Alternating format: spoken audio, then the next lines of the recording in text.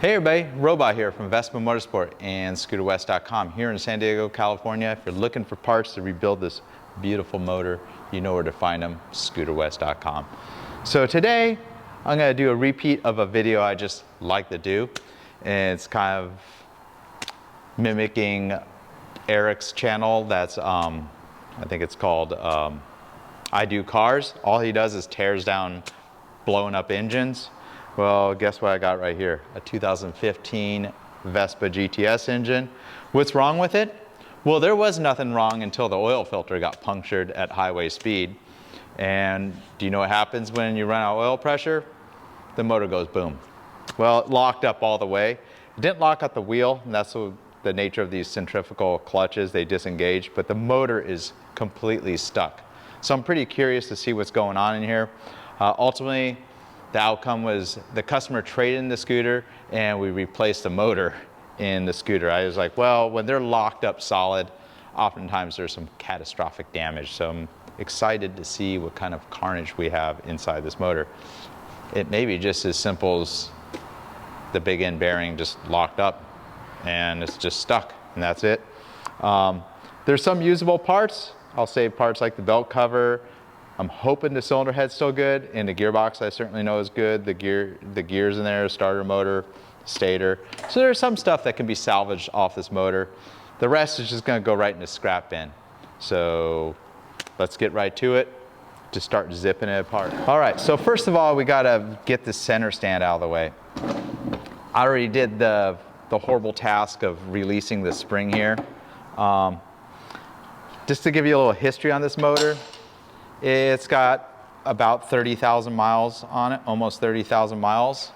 It's kind of a good number of miles, but I have customers that have over 100,000 miles on the original motor. So I think it just had an early death because of that oil filter. I think it could have been prevented if the customer was aware of when the oil light came on. You know, if your oil light comes on, you need to stop riding it immediately, because once you lose oil pressure, the motors, especially at highway speed, it's just not gonna last that long at all. So you gotta get that pivot pin through. It's kind of a little oily in some spots, mainly because that oil filter was, you know, pretty much blew all the oil out of the engine in a matter of seconds. And these center stands here, sometimes they're just, it's kind of awkward to work with these motors. If you've seen some of my rebuild motors, it's nice when you have a rear tire on these engines along with the center stand. It makes for a nice engine stand. Let's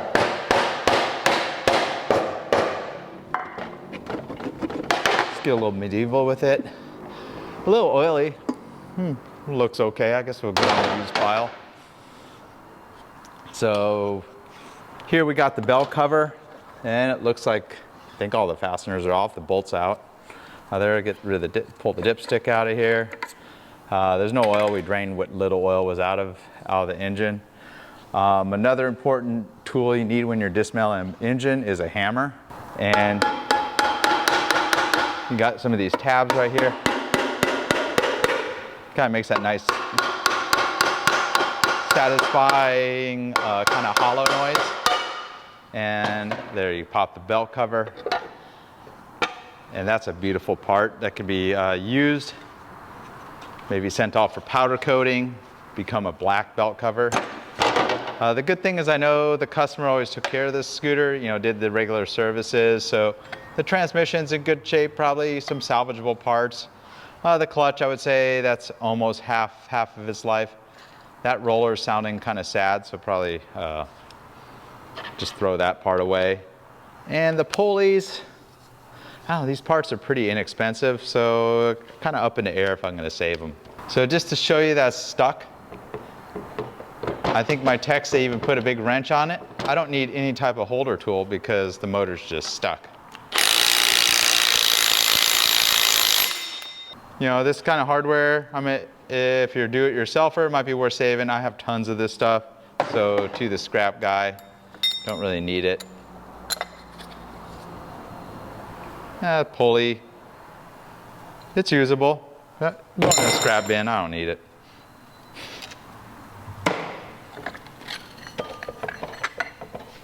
See how that dry belt looks. Probably good in an emergency, but I would never trust a used dry belt.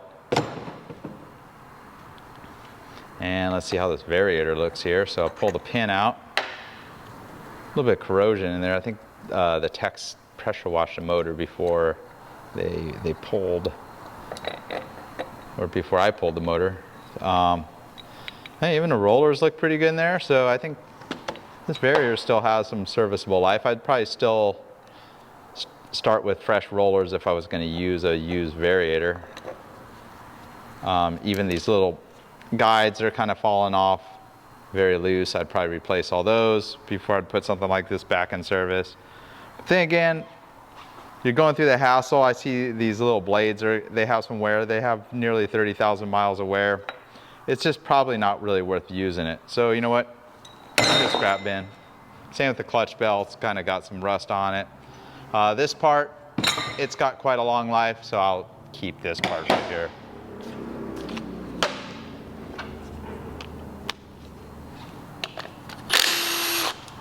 There's that roller. I'm at the bearing.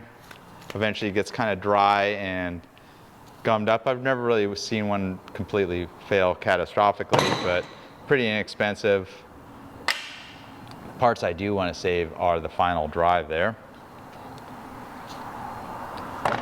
So even though I do have the engine oil drained, oftentimes you pull the oil pan and some oil still comes out. Kind of use a piece of wood, prop up the engine here.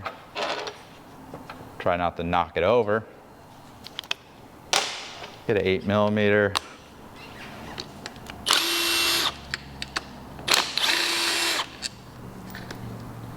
The extension there.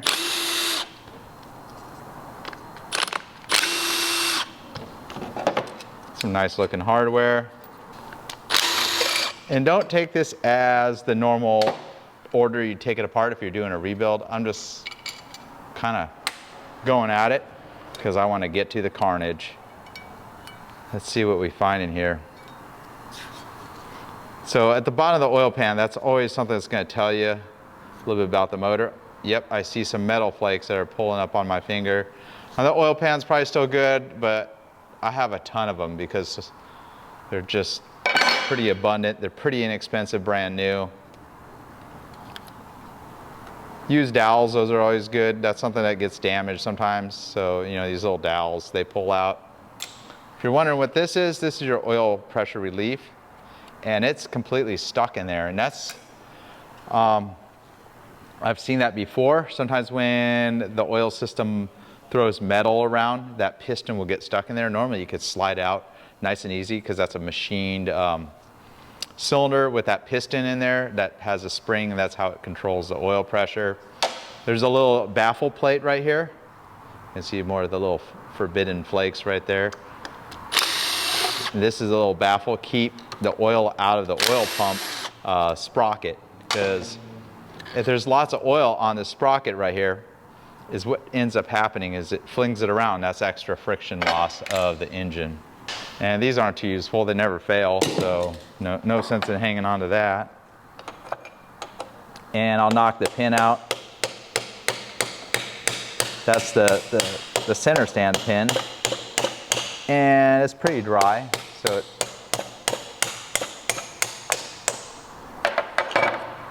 and that's pretty typical if it hasn't been greased in its whole life. They get pretty dry and a little bit rusty. So you got to get this out of the way. The reason being is when you split the motors, that's going between it. Another part that's probably still useful, and it may not, because if the motor's stuck, customer, they may keep on trying to start the scooter, and that puts a tremendous amount of strain on the starter. If you got a locked up motor, this electric start motor was never intended to turn over a motor that's completely stuck. So it's kind of questionable. I don't think I want to save it just because it has about 30,000 miles of use. The OEM replacements aren't all that expensive, and there's a decent quality aftermarket replacement as well. And I tend to find these just don't really fail on the GTSs. They last quite a long time. In the scrap bin. So I want to pull this main seal. So this is a one-time use main seal on the GTS motors. Different variations of the Vespas have either used the one-time use seal. The good thing about it is it's very reliable. I rarely see those leaking. The bad thing about it is it's kind of expensive seal. So once you pull it out, it's pretty much trash. And in the last teardown video, I was kind of getting medieval on it and using a slide hammer. It is possible to pull it out without the factory tool, the 20622Y. We sell several of these every year to do-it-yourself mechanics. And it's a reversible tool, but when you want to remove it, you pretty much have the fine threads installed. You take a pair of fasteners right here, like specifically 6mm fasteners, thread them all the way in until they bottom out. And before you start taking the motor apart, the idea here is this just pushes on the crank and will pull the seal out via those two bolts there. So it's kind of a dual purpose tool here. And there it is, building up pressure on the crank. You get a combination wrench and you just keep on twisting until it pops the seal out.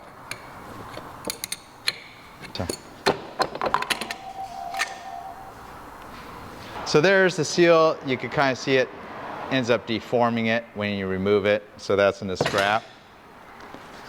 And I can tell you the oil pump turns because it relies on the friction of the variator to kind of hold that sprocket in place.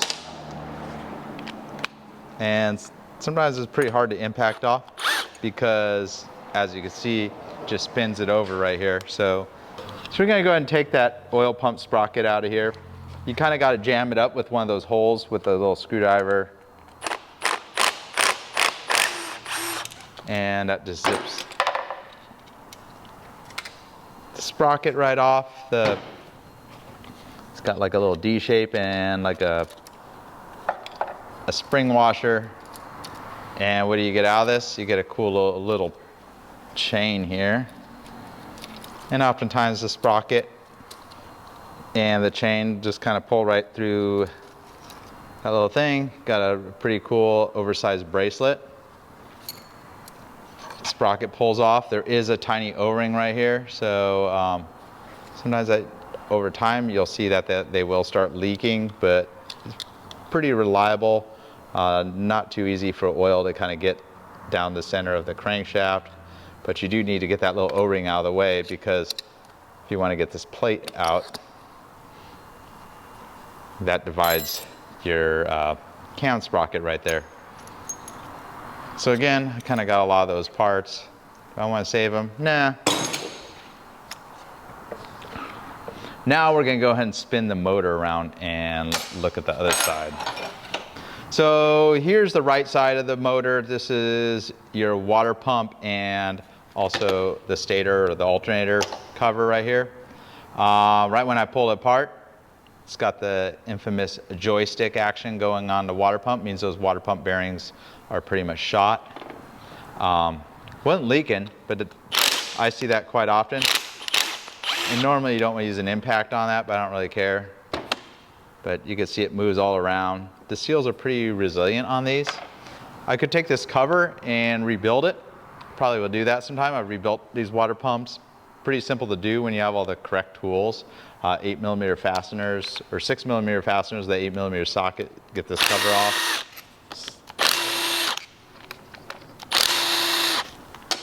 Get all the fasteners out of here. You got some long ones. There's a nice clamp right here. Probably save this little clamp. I'll save the little bracket that holds the O2 sensor. Right under here is your oil pressure sensor. Probably still good, but it's pretty inexpensive to replace that. Give it a double check, make sure I got all the fasteners off. And we'll come back with the mighty hammer. Give it a couple taps. And usually you'll be fighting against the magnetism of the flywheel when you're pulling this off. I got these hoses here. So the flywheel and stator, those are still good. I'm sure it was sparking at the very end. You can see the gasket's getting kind of crispy. It comes off real nice, so that's good. Could separate it, unbolt that, but I'll keep that as a set for somebody that needs a used stator and flywheel. But I will take apart this water pump and rebuild it, put new seals in there and bearings. So with the stator cover off, you have access to the flywheel. This is a one-way clutch for the starting system. Sometimes they slip and the scooter won't start. We're gonna get medieval and just pull it off. I use an impact 24mm socket. It's nice with a locked up motor. Everything's like stuck, so pretty easy to take apart. There's normally a factory tool that engages with these pins and you can lock that up. The flywheel is not gonna come off on its own. So you're gonna want to have a special specific puller. That's for these GTS motors, pretty much same puller for anything from a 2006 GTS 250 all the way up to the new ones. There's a single screw here that holds that sprocket in place. It kind of just keeps it from backing out. It's got that little plate that you see, a little metal to metal wear, but that's kind of the way it's engineered. I think it's a 17mm. There we go. And not the best thing for the tools, but there it is, popped it. Normally I like to use hand tools on this, but in interest of speed, using that mighty impact. So this little sprocket comes off. That's a little gear, it never ever fails. I have plenty of them into scraps. And something I do want to save is this one-way clutch. So you can see the starter engages and it freewheels, but when the starter engages, it will turn the flywheel. And I'm just going to go ahead and put that with that flywheel. Make sure you don't pinch your fingers because the magnetism kind of pulls it right on there. And here we got the crankshaft and the little key that holds it in place. So next, I can either work on a gearbox or the head. I kind of want to get to the root of what failed in this motor. So I'm going to spin it to the cylinder head and we'll pull the cylinder head. I'm hoping it still has a good head because those generally, if the motor wasn't overheated, they usually hold up really well. There's two little telltales to see if you have an overheated motor. Starting in about 2011 or 12, they started putting this little plastic thing that holds the spark plug cap from popping off. If it's loose, usually it melts because the head temperature is too hot. And same with this little plastic connector. If that spins, it will melt that connector of that engine temperature sensor. And of course, as a dealer, I have the access to a tool so I can see if there's a stored code for an over temperature event.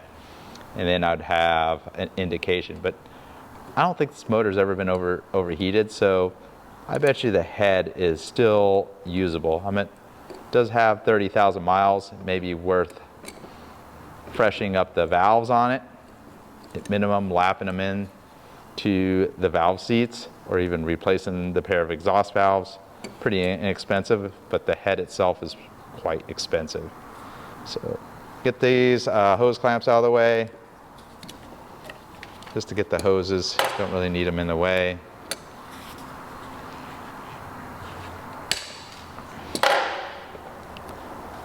And sometimes these hoses have been on there so long, I'd rather just take a razor blade to them. Doesn't seem like they want to come loose, but I bet you the cylinder, I'm not going to really reuse it anyway, so it's probably in bad shape. There we go, get that one off. These little hoses, they're really inexpensive, not really worth saving. Spin that head around here. Get the valve cover off with a 10mm.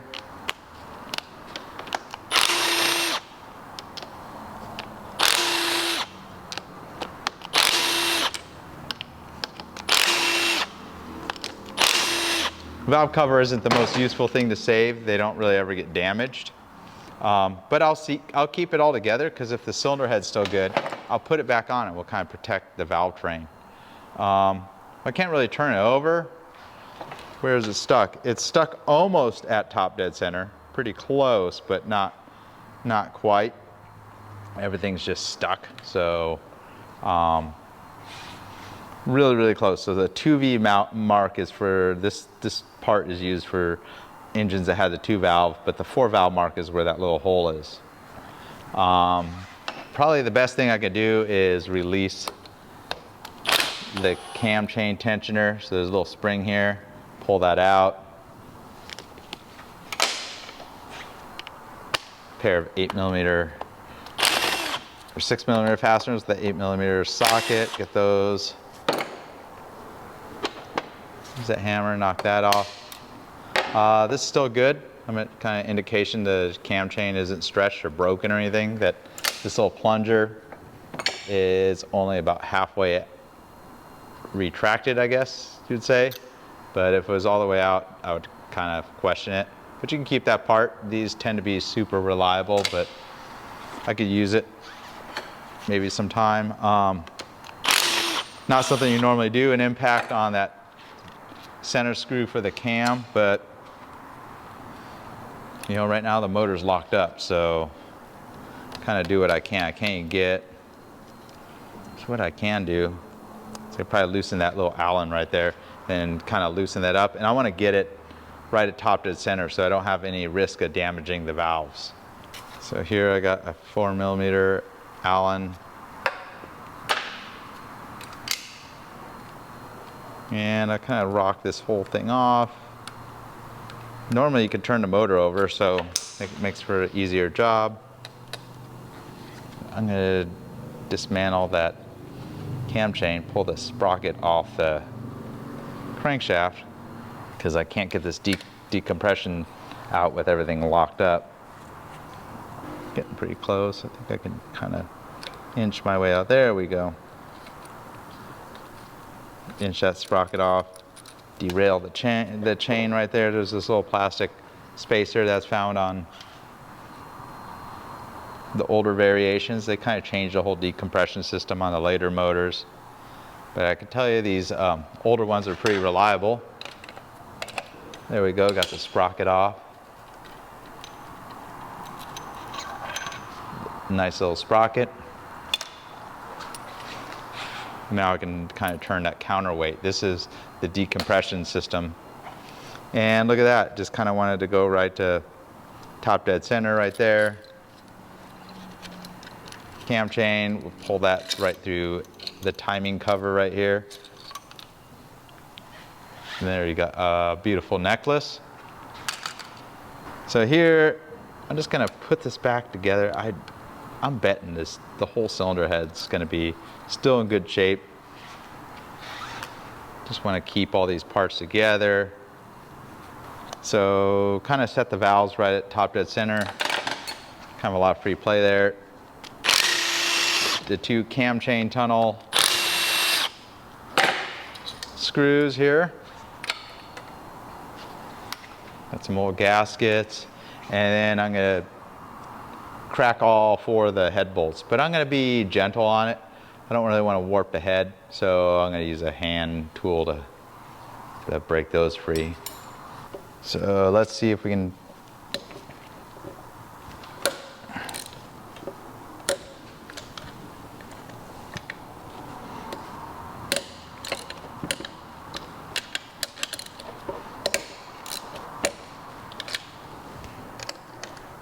Good news is they all feel tight.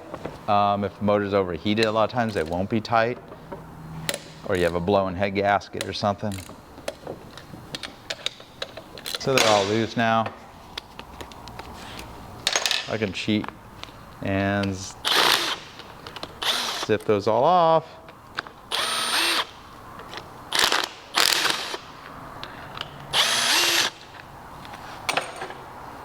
I got the little pig mat. They do tend to want to drip a little bit of oil sometimes. Gosh, even the cylinder looks really nice in there. The good news, I don't see any carnage like a broken piston. The valves aren't obviously bent, but I'll do the water test. I'll fill both the exhaust port and the intake port with water and see how they There's these dowels that you can remove. Nothing too obvious. That's good news that I don't see carnage in the top end. So I'm going to come back to this head and see if this is something that can be salvaged and saved. Kind of put this protective skull cap back on it, because the heads are pretty valuable. The most frequent failure I see is of a motor is somebody severely overheats it. And sometimes they run them out of oil, and that usually takes out the bottom end, the crankshaft, which is what I suspect here, but just happens to be locked up solid. So we'll save that whole head there. I'll come back to it. Nothing really moves there. It's just pretty well stuck.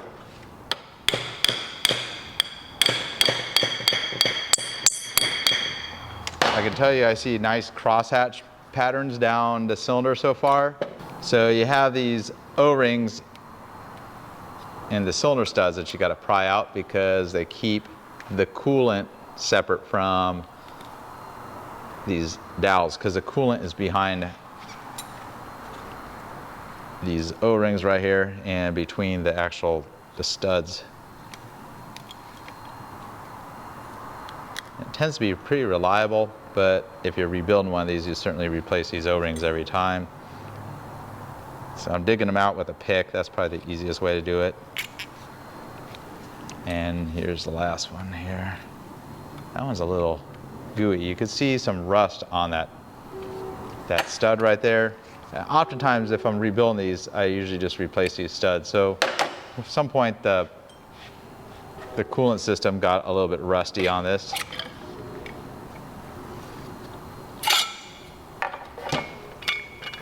Got that cam chain guide. They tend to last quite a long time. Believe it or not, this cylinder looks nearly perfect. It looks, in my books, like it's an engine that has like 6,000 miles on it. But I don't think I'd trust a used cylinder on it. You could use it. Piston skirt has no scoring on it. I'm gonna go ahead and pry the little wrist pin clips out here. Usually you don't want to ever save these. Just using the pick again. Pull that out. Let's see if the wrist pin comes out with ease. Do some technical and careful tapping of the wrist pin.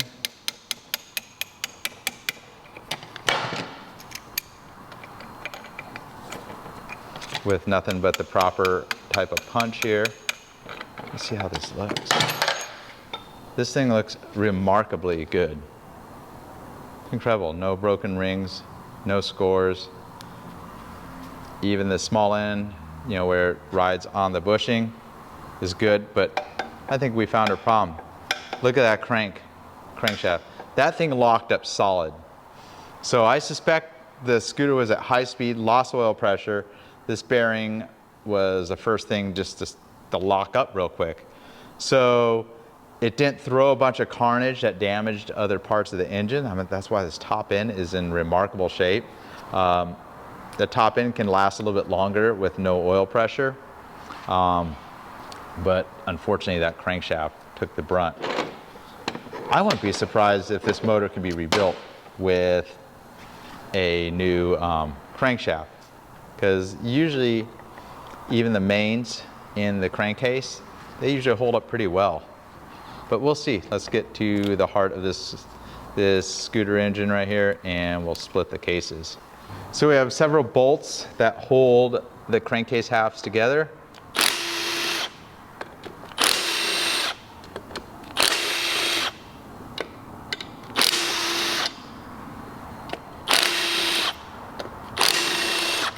Usually I take the oil filter out too as well, but it's not really in the way when you do split the case, so not much of a concern.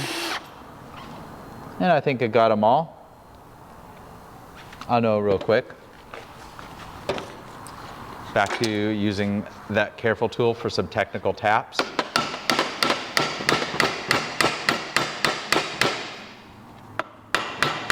Oh, it's making that wonderful hollow noise.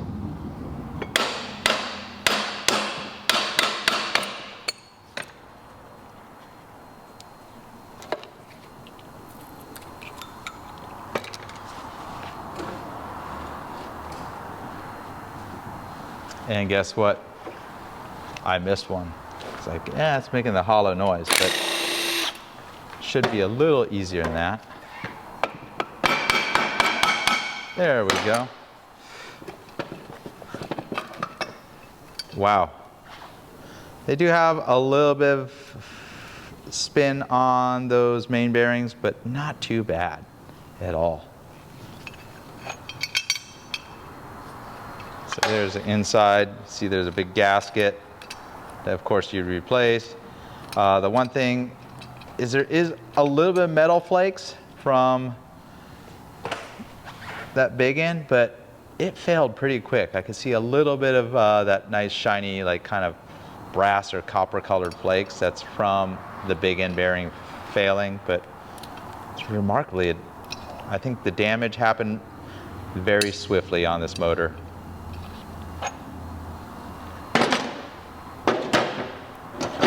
And crankshaft pulls right out, and that normally should move, and it is locked up solid in the scrap bin.